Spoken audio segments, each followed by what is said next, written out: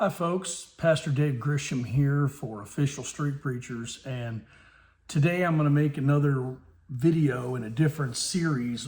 I'm making a series on home security and personal safety because I worked 26 years at a nuclear weapons facility as a security officer and federal officer, and that's one series that we're doing. In this series right here, I am doing a series on preparedness because, even in the Bible, it talks about how people got prepared for things. I mean, Noah got prepared on the ark to keep his family safe during times of God's judgment. And God's judgment is coming upon the world, and it is coming upon America. And so in these times, I want you to be prepared. Joseph also stored things up for, he was a prepper, so to speak, and he stored things up during the 7 years of plenty for 7 years of famine, so that when the 7 years of famine came, they still had enough to eat. So they prepared for that.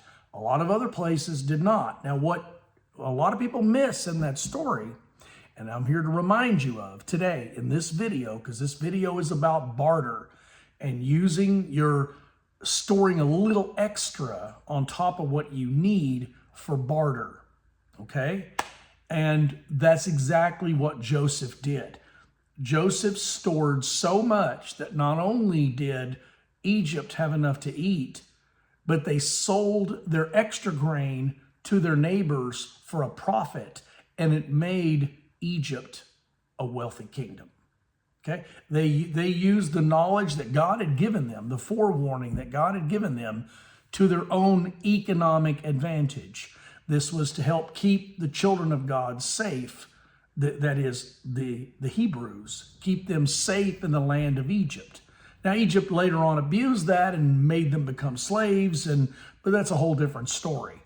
But my point today is that you not only need to store for what you need to store a little extra of certain things that you can use for barter. So I classify barter items into three areas. One, things that you should never barter away.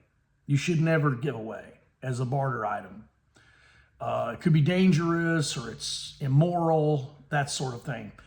The second one is a cautionary. You got to be careful who you give it to, okay? And the third one is stuff you can barter to anybody, okay? And mainly today, we're going to be talking about the stuff that you can barter to anybody. That's what we're going to be talking about today. Although I do have a couple items here that do require some caution. Basically, most of the things I'm going to talk about are things that you can freely trade. You don't have to worry about. Now, the first category is things that you should never trade. And the things you should never trade are things that are extremely destructive, explosives. I mean, you should never do that. You should never trade illegal drugs, things that get people high and marijuana, things like those are things that are immoral and they're destructive. And I would include alcohol in that. A lot of people want to store alcohol because it keeps a long time, and you could trade it, and certainly it will definitely be in high demand. People will definitely want that, but I wouldn't recommend trading that stuff because it leads to the destruction of the people that you trade it to. So morally, as a Christian, I would never trade alcohol, cigarettes, anything like drugs, or anything like that. Okay, I just wouldn't do it. Marijuana might be legal in your state. In a lot of states, it is legal, and some people might be stockpiling it because they still want to get wasted after things go bad. But in any case, I wouldn't trade anything like that is destructive to the person that's receiving it.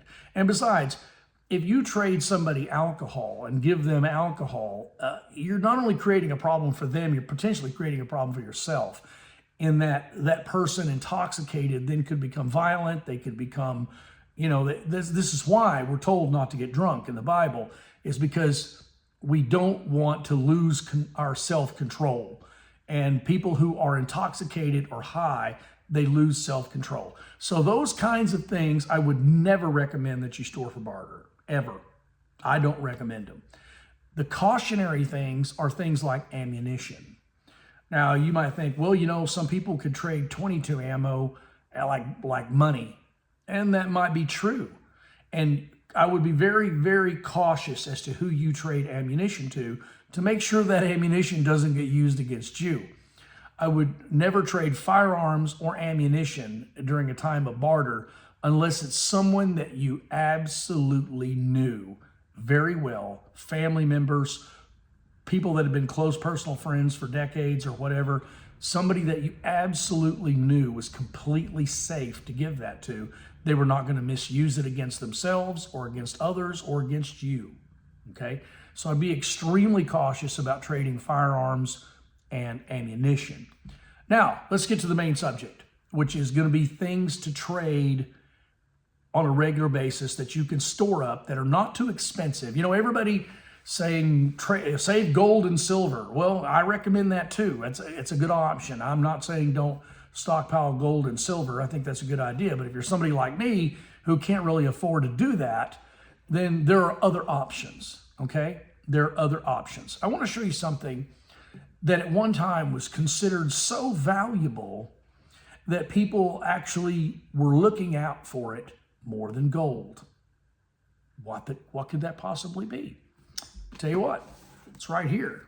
It's called spices. This is a 5-pound thing of black pepper.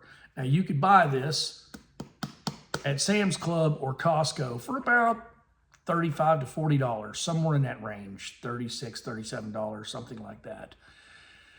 This is more pepper than you would use in a long time. Now, if you stockpiled 3 or 4, 5 or 6 of these, you could keep a couple for yourself and trade the rest. Black pepper is only grown, well, I'm gonna say only, let me correct myself. 98% of all black peppercorns that is used to make black pepper is grown in one region of India. One region only. 98% all comes from India. This right here came from India. So, with 98% of it coming from India, do you think if World War III breaks out and the trade routes get interrupted that it might be hard to get black pepper? I think so. Black pepper at one time, or spices like it, were so valuable, so absolutely valuable, that 1 pound of black pepper in the Middle Ages would pay your rent for a year.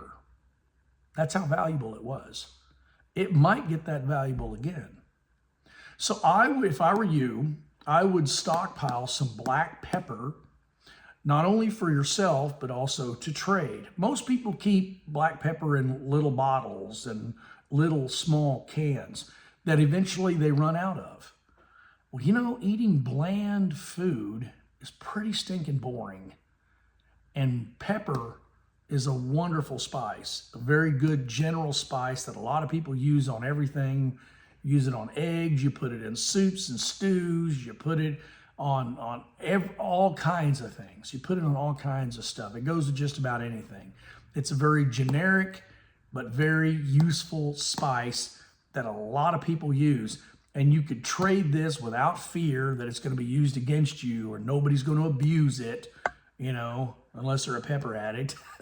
But nobody's going to abuse this and run themselves into hell with their immorality over pepper, okay? So, and there's lots of different kinds of spices. This one is really good right here.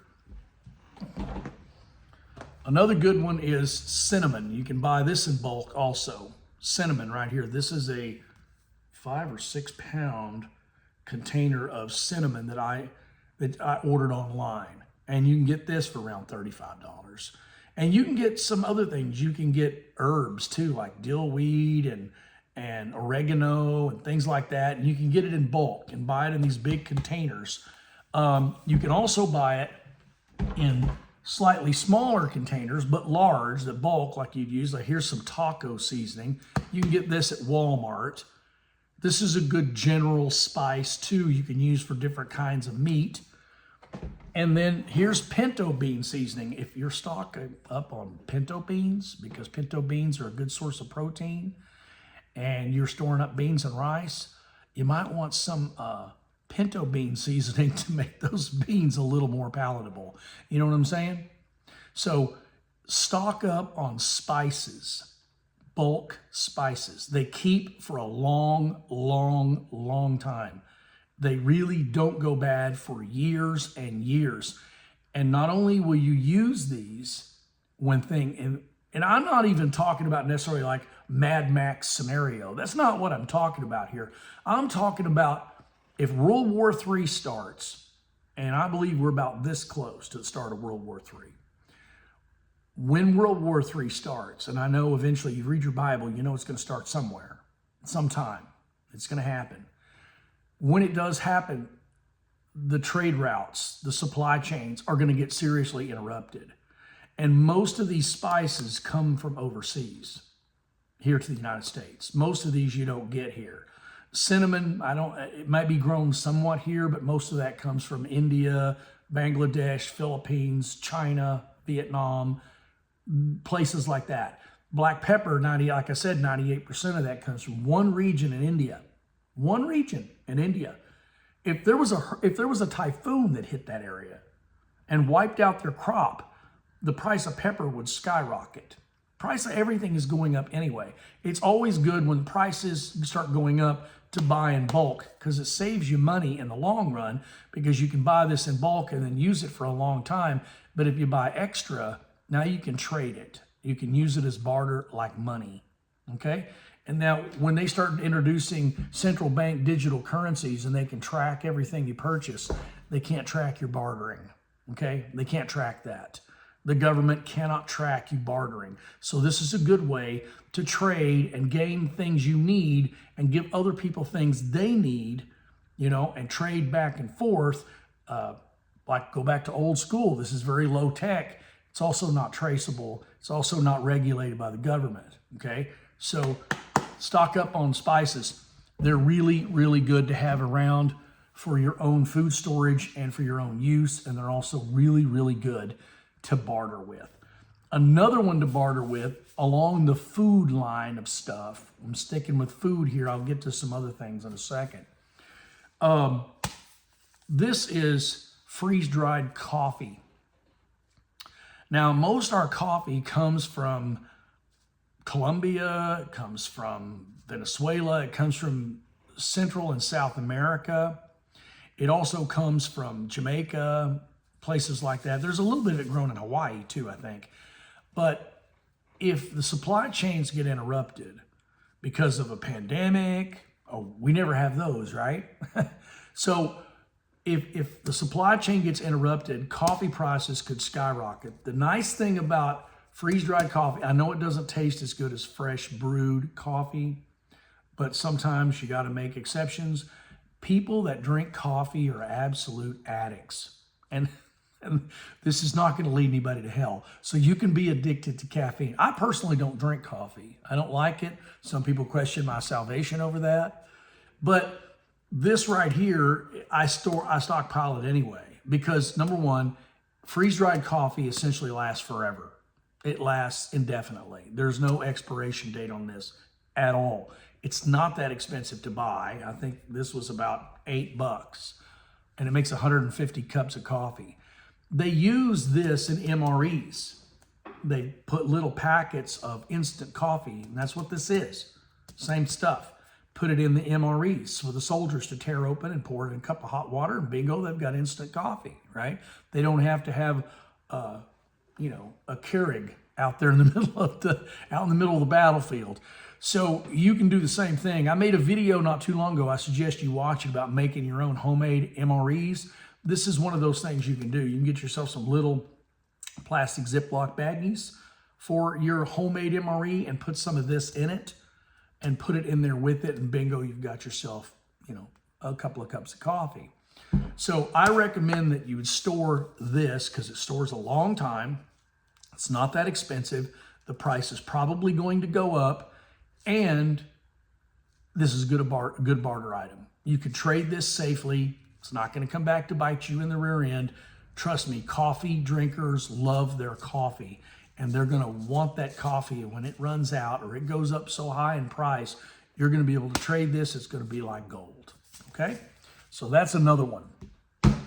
Now let's get on to some other things, some over-the-counter medications. A lot of people don't think about this, but we use over-the-counter medications a lot more than we do prescription medications, okay? They're easier to get. They're generally less expensive. You can buy it at bulk if you go to Sam's Club or Costco, and you can buy bulk over-the-counter medication. You need to stock up on these things because you're going to need them, because most of the over-the-counter medications are made overseas. There's a few exceptions. There are a few exceptions, but most of them are made overseas. Most of our prescription drugs are made in China. Most of our prescription drugs that are generic are made in India. And many of our over-the-counter drugs are made in India and the Philippines. If those supply chains get interrupted, the prices are going to skyrocket, supplies are going to go down. If demand stays high, guess what happens to the price? It goes way up, and it becomes very difficult to get. So you're going to want to stockpile some over-the-counter medications. Now, what should you stockpile? Well, pain relievers is always a good one. You know, you got a lot of older people like myself, got a lot of bad knees. You can tell your age by your knees, you know? and ibuprofen, you can get this. This is one I think we got at, I can't remember if we got this at Walmart or Sam's Club. You can buy these in bulk. This is, let me take a look at it here. 200 milligrams, 500 coated tablets. Not very expensive. You can buy, if you buy one, if you need one, buy three. You know, buy one for yourself that you're going to use, one to stockpile and one to trade. Okay? That's how you can do that. And just start stocking up so that you can trade these and use them. And, you know, if you need them, if this is something you use, you definitely need to stockpile it. But you can also trade this sort of thing, because if people have bad knees or bad backs, or they've got aches and pains, they're going to be highly motivated to get their hands on something like this so that they can alleviate that pain, okay? And you're going to want to have it, okay? All right. Another one is naproxen sodium. This is another type of pain reliever. You want to stock up on various kinds, because some people have allergic reactions to one type or another. Some people, one works better than the other, and it just depends on their particular body chemistry, okay? So you want to stockpile some naproxen sodium. This one is 400 caplets. It comes in different ways. It can come in gel caps. The gel caps don't keep as long. The solid tablets, especially the coated tablets, last the longest. Leave them in their original packaging with the top sealed, and because it has a desiccant in there, it keeps moisture out of this little plastic bottle. Another one is Tylenol. Here's 500 extra strength acetaminophen. That's the generic version of Tylenol, okay? This I got, I think I got this at maybe Costco. I can't remember. Anyway, they come usually in bundles of 2, and they're not very expensive. They're not that expensive, and like I said, people are going to need this kind of stuff. Also, acetaminophen, this particular one here, along with aspirin. This is genuine aspirin, okay? Genuine aspirin. You're going to want some of these because this reduces inflammation as well as relieves headaches and body aches. It also is a fever reducer, and this is a fever reducer. You need to have fever reducers in case you have people that are sick, especially children. Now, you don't have to buy children's dosages. If you want to buy children's dosages of aspirin, go get the 81 milligram low dosage aspirin. They sell it in bottles like this, but it just has more pills in it, and use those for kids. Don't buy the special stuff made just for kids, because it's got all these flavors in there you don't need. Look, if you got a problem with your kid taking something because it tastes bad, you could take the pill, grind it up with a mortar and pestle, and grind it up and put it in some Kool-Aid and have them drink the Kool-Aid, you know, whatever flavor they like. So you can modify that stuff. You don't have to buy the special children's stuff. You can modify the adult stuff for the kids. You get the 81 milligram low dosage aspirin instead of, I think this is 325 milligram. If nothing else, if you have this, you can cut, if you cut it in half, what, you got about 162 milligrams, right? So you got like 160 milligrams if you cut it in half. If you cut that in half, what, you got 80 milligrams, right? So you cut this in about 4 pieces and you've got like a child's dosage. You just cut it with a really sharp knife and cut down what you need, okay? So you don't necessarily have to spend the extra money on buying the children's stuff. They jack up the price. Anytime they put for kids on there, they jack the price up, okay? So there's an old saying from the Great Depression that you're going to need to memorize. Make it do, use it up, wear it out, make it do, or do without. Use it up, wear it out, make it do, or do without. Use it up means don't waste any of it. Use it up, wear it out. Wear it out means use it till it's no longer usable, you know, or make it do, right? Make it do. In other words, if you don't have the children's stuff, make do with what you got, right? Or do without. Learn how to deal with the pain without it. In any case, that's some over-the-counter pain medications, okay? Now, I know some people are going to say, well, what about the prescription pain medications? Those can be highly dangerous. Those are the ones that I would caution you on. First of all, I'm not giving medical advice in this video, okay? I'm not a licensed physician, and I'm not giving medical advice, okay? All I'm doing is giving you bartering advice. These are things that you can trade, and people are supposed to know how to take them, okay?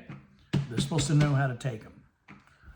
Now, another thing that people are going to want that you can buy in bulk is allergy relief stuff. In the spring and the fall, people get allergies and they are miserable. You can also use this for cold relief, cold and flu relief, okay? This is a bottle of generic Benadryl. Got this at Sam's Club, okay? It's $5. $5 for 600 tablets. $5 for 600 tablets. You should have a dozen of these things. You can, I mean, for $60, you could buy a dozen of these bottles and have a ton of allergy relief for your family and have some to trade. Because when people are suffering from allergies, they're miserable and they're going to want this. But another thing to think about it is, if someone has an allergic reaction, Benadryl works really, really well. So what you want to do if somebody has an allergic reaction with these is you want to grind it up into a powder and put it into a liquid and have them drink it like water. Just put it in there and drink it. Whatever dosage you want. If it's a child, you're going to have to reduce the dosage. I recommend that you get some books. You need to get a physician's desk reference. You need to get a pill identification book. You need to get some books on pharmacology. You need to get some books to educate yourself on some of these things. If doctors are not available, or you can't go to a doctor, or you know, there's a giant pandemic and everybody's stuck at home and you got to take care of this stuff yourself, cold and flu relief and all that kind of stuff, well, then you're going to need to know certain things. And while you're stuck at home, spend some time reading and educating yourself on the use of these pharmaceuticals, okay? Now, I don't recommend just taking pills for anything. I rarely ever take medication for anything. It has to absolutely be prescribed by a doctor for something that's completely necessary, or like this, I have to be miserable with my hay fever before I take any of this, and I do take this. Now, this does make you drowsy. There are other medications out there that do not make you drowsy, like this one. This one is, I think, the generic version of Allegra. They've got some generic versions of Claritin, Zyrtec, and all these other different ones that you can buy in bulk, and they're way cheaper than the name brands. But most of this generic stuff is made in India. If the supply lines go down or interrupted, this stuff's going to be hard to get. Allergy medication is something that a lot of people need, and they need it during allergy season. They need it regularly, they need it a lot, and they're going to be willing to trade for it, okay? So this could be very valuable. It's also fairly safe. That's why it's over the counter. Very simple instructions to follow. The instructions are on the bottle. You read it right there. Tells you what dosage and everything, you know. So you just be careful with it. But in any case, this stuff is highly tradable, okay? Now, some other things. This is something that I got at Costco for 99 cents. Now, they only limit you to 3 at a time. So every time I go to Costco, I buy some of these because I'm stocking up on these. One of the biggest killers in times past was dysentery. People getting diarrhea and they lose their body fluids. They didn't have IVs and they didn't have medication to stop the diarrhea, so they would just basically dehydrate and die. That was a very common form of death back 100 and 150 years ago for the age of antibiotics and modern medications, okay? So that was a very common thing. So I recommend anti-diarrhea medication over the counter. Now this is like the generic version of Imodium AD. And this was 99 cents. And there are 24 caplets in here. 24. Now I would caution, I'm going to caution you on this, okay? Speaking from personal experience. I always take these pills and I cut them in half. Remember, I'm not giving medical advice. I'm just giving you anecdotal information. That pertains to me. If it pertains to you, you need to seek the advice of a licensed physician, okay? But for me, what I did was I would always cut these in half. And I would take half at a time, because if I took a whole one, I'd get constipated. And I don't want that. So I would cut it in half, take half, and see how that worked. And if it wasn't quite enough, I'd take the other half. Okay, so you can do that. With kids, you're going to give a lot less, right? You're going to give a lot less. So make your dosages gradual, okay? So, but this is 99 cents at Costco, okay? 99 cents. Now, you're going to have to go to the pharmacist's desk and get this. They keep it behind the counter because some stupid drug addicts or meth heads are cooking this up into meth or something. I don't know what they do with it. That's just ridiculous. But use it for what it's labeled for. And what it's labeled for is to prevent diarrhea, to stop diarrhea. Dysentery was a big killer back in the day. This could save someone's life, okay? This could save somebody's life. All right, another thing you're gonna want is you're gonna want some stuff for your stomach. Nobody likes puking up either. And that can be very detrimental. Now, you can buy Tums, you can buy big things of Tums or the generic stuff. I have some of that. That's not very expensive either. That's pretty cheap. And also, this is like a generic version of Pepto-Bismol. Now remember, like I said, most of these medications, these are over the counter. Most of them come from overseas.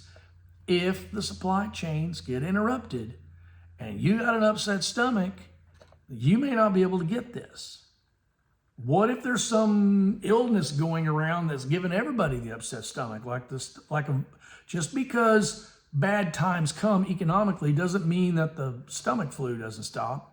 You know, doesn't mean the stomach flu is like, oh, they got a bad economic condition. I don't think I'll infect anybody this year. No, you still have these problems, whether you can get this medication or not. This is the tablet form. It keeps longer than the liquid. And you can chew these up. Or you can grind it up into a powder and have somebody drink it in a glass of water if you prefer it as a liquid, okay? But these are very good for upset stomachs, okay? So I don't remember how much this was. I got this at CVS. But you can buy, they're not that expensive. They're over the counter. And this is a critical medication. Both the anti-diarrheal and anti-vomiting stuff is critical medication for maintaining your bodily fluids. Okay, I know this because I was a medic in the military. Yes, that's right. I was a medic in the military. I was a battalion aid station medic, 93 Bravo. And Battalion A Station medic is one notch below a hospital medic and one notch above a combat field medic. Okay, so that's what I was. Anyway, you need this kind of stuff, okay? Stockpile a lot of this, you can trade it. People got sick kids, believe me, they're gonna wanna get their hands on this stuff. And you might just wanna donate it. You might just wanna help somebody. You may not even wanna trade it. You may just wanna help someone who's in need. You can't help anybody if you don't have it, okay? Stockpile some of that. Another one to get is, now this is like Nexium. This is a generic version of Nexium. And what this is this acid reducer. Okay, so some people have problems with acid reflux. Now this is the non-prescription, 42 tablets. Basically to get the prescription strength, you just double this. That's basically all it is.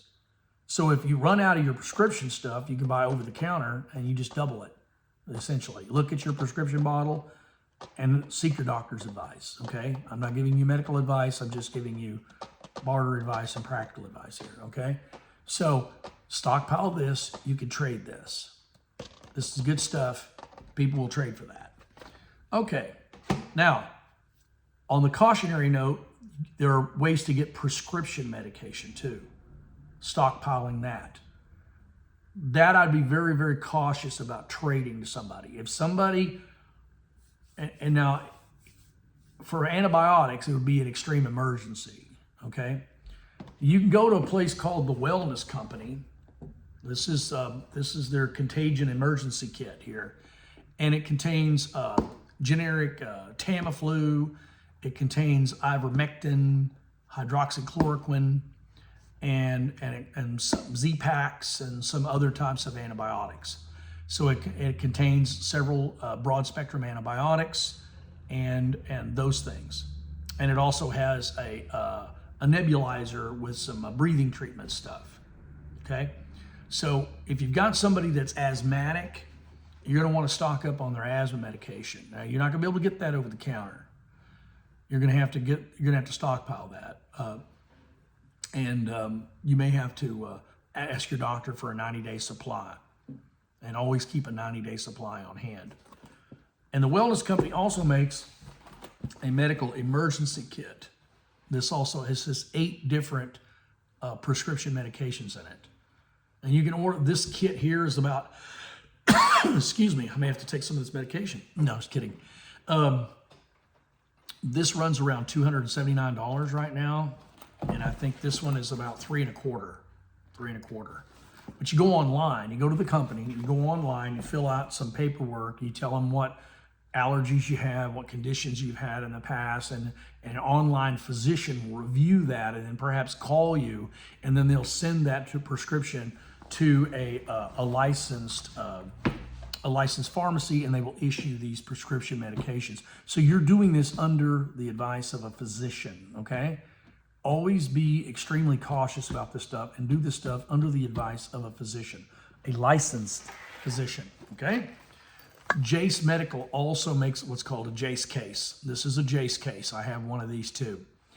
And these also contain prescription antibiotics and things like that, stuff that you're gonna need for various things, okay? You can, now the Jace case, once you order one of these, if you run out, you can just order another one on the same prescription for up to a year. On the Wellness Company, it's up to 2 years. Okay, so you can order, like if you run out of some of the medications on the contagion kit, you can go back. Like you say, you had to use the Tamiflu, you got the flu, so you use the Tamiflu out of here. You can go back on for up to 2 years later on the same prescription they already gave you, and they can reissue you that. You have to pay for it, and insurance doesn't pay for this stuff, okay? Insurance doesn't pay for that. You have to pay for that stuff out of your pocket. But fortunately, it's not that expensive. It's not super, super expensive. So, but as far as trading and bartering prescription medications, that's one of the areas that is highly, highly cautionable. That you should only really do that in a dire medical emergency. And you should only do it with the advice of a physician if you can. If you know somebody that's a doctor that you can go to or sit down with your doctor ahead of time and say, look, what kind of things do, maybe buy some books, have the doctor give you some advice. And, should I give this to my kid? Can I reduce the dosage? Will this be okay for children? And you need to make sure you're going under the advice of a doctor, okay? And in any case, that's all I had for you today in this short video. God bless you guys. And remember, bartering can't be tracked by the government, okay? So you can trade this stuff back and forth. Like I said, there are some things you should not trade. There are some things you should be very cautious about, and some things that you can freely trade, like the over-the-counter medications, the spices, and coffee, and different things like that. You can freely trade that stuff, and it's okay. So in any case, I recommend that you stockpile a few things to trade, because if the supply lines go down, the supply lines get interrupted, shortages may occur, and prices may go skyrocketing upward. And some of your family or friends or your neighbors might need some of this stuff, and you can either donate it to them if they need it, just because you think you should, or you can trade it for something. They may want to trade you something that you need. In any case, get to know your neighbors, and get to know your neighbors on a first name basis, and get to know them fairly well, so that when all these things happen, it becomes easier to deal with, okay? So God bless you guys. You have a good day. I will upload this video as quick as I can. God bless.